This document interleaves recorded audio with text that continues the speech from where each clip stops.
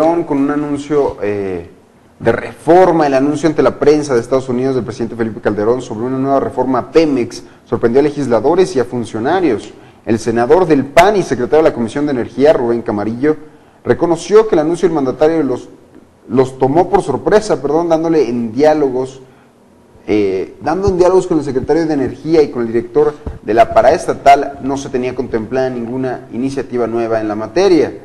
No tengo información en este momento ni de la Secretaría de Energía ni de la Oficina de la Presidencia que haya alguna iniciativa adicional que vaya a presentar el Ejecutivo Federal, dijo así Camarillo, quien fue el principal negociador del PAN en la reforma energética de 2008. Bueno, y Teléfonos de México obtuvo una resolución judicial definitiva, la cual fija un plazo de 15 días hábiles al secretario de Comunicaciones y Transportes, Dionisio Pérez Jácome, para responder a la solicitud presentada por la empresa para prestar servicios de televisión y audio de paga en términos de lo que establecido en el acuerdo de convergencia.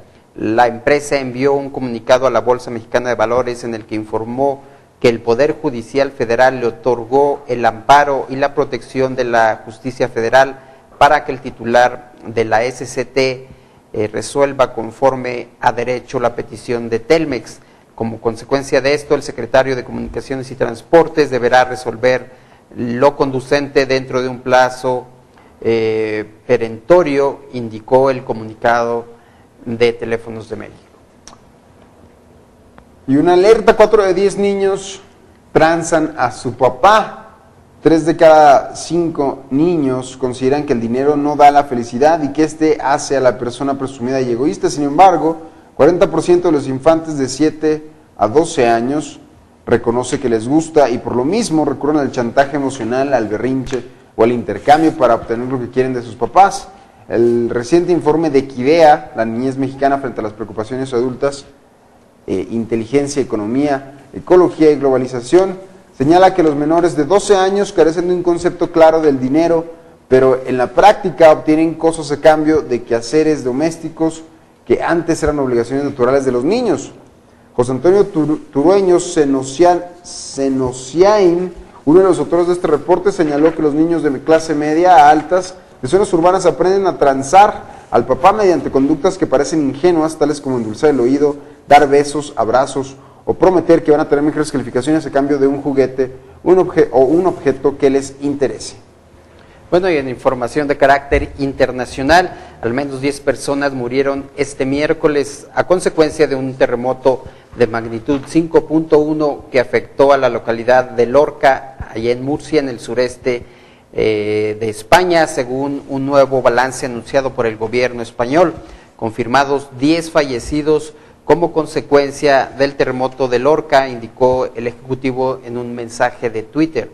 El anterior balance ascendía a 7 muertos tras un sismo registrado a las 18:47 horas locales, 2 horas después de un primer temblor de magnitud 4.4 que se produjo a las 5:05 horas local en el mismo lugar, según el Servicio Sismológico Español. El epicentro se situó a 4 kilómetros de Lorca, localidad situada a unos 70 kilómetros de la ciudad de Murcia, indicó la televisión española.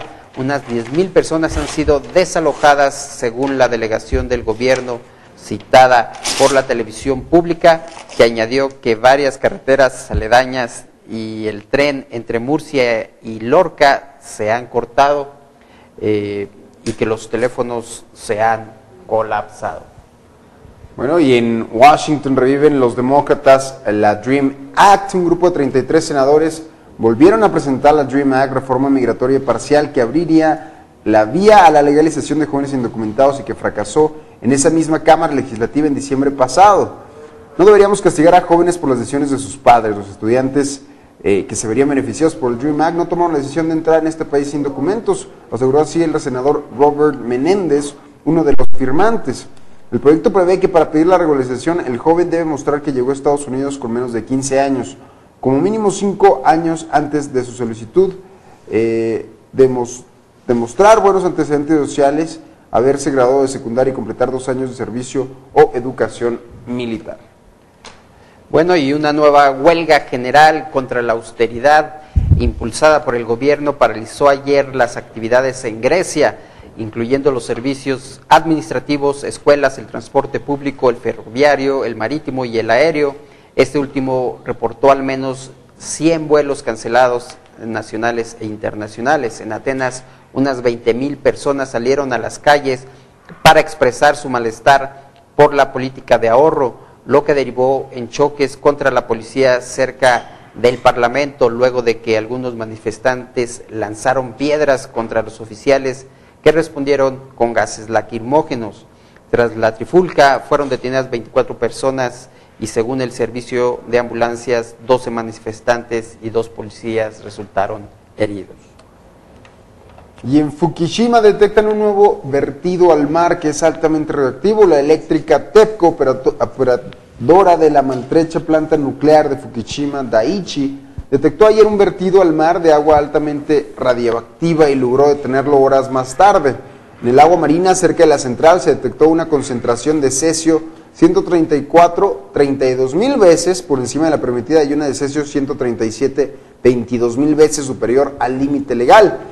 Los técnicos de la central, donde la crisis nuclear sigue abierta tras el terremoto y el tsunami del 11 de marzo, detectaron que una tubería cerca del reactor 3 vertía agua a una fosa y que de ahí se filtraba al mar, según la cadena NHK.